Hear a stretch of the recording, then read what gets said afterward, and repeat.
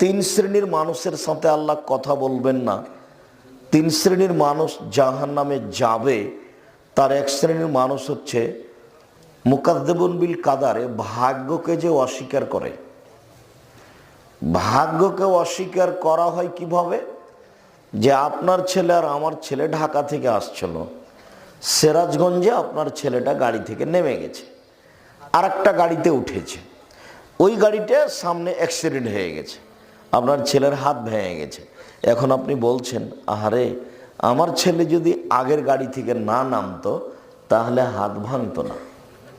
এটা হলো ভাগ্যকে অস্বীকার করা। ঘটনা ঘটবে, এটা লেখা আছে তার তাকদিরে, তাই ও গাড়ি থেকে নেমেছে। আপনাকে এই দিকে আসতে হতো না যে গাড়ি থেকে নেমে এটাতে উঠেছে সেই জন্য ভেঙে গেছে।